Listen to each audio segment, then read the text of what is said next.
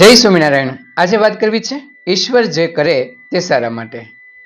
ભગવાન ઘણી વખત આપણી સાથે અન્યાય થયો હોય એવી લાગણી આપણને થતી હોય છે, પરંતુ અંતે આપણને સમજાય છે કે ભગવાને જે કંઈ કર્યું હોય એ સારા માટે કર્યું હોય. 9/11ના રોજ ટ્વિન ટાવર ઉપર આતંકવાદી હુમલો થયો હતો. અનેક લોકોના મૃત્યુ આ આતંકવાદી હુમલાની અંદર થયા હતા. તેનો એક ઇન્ટરનેટની અંદર ખૂબ મોટો લેખ હતો.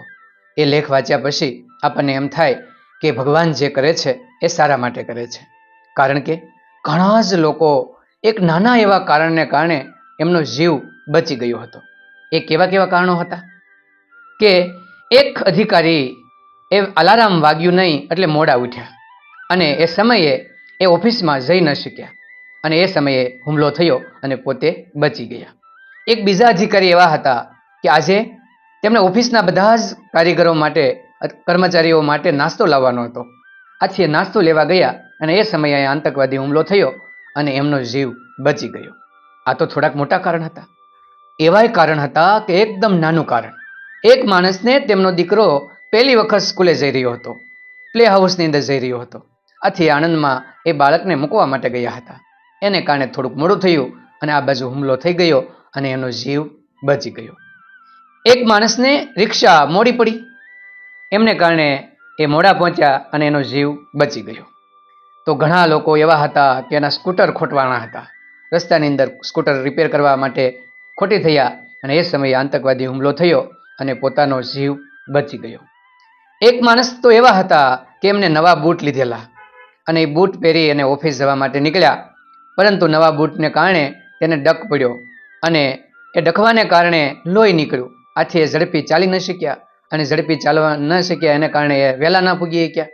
એ સમયે આતંકવાદી હુમલો થઈ ગયો અને એમનો જીવ બચી ગયો.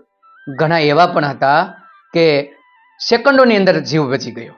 લિફ્ટની અંદર જતા હતા અને એ સમયે લાઇટ ગઈ અને લિફ્ટ આગળ ન વધી શકી અને થોડાક મોડા પહોંચ્યા, એમાં એમનો જીવ બચી ગયો હતો.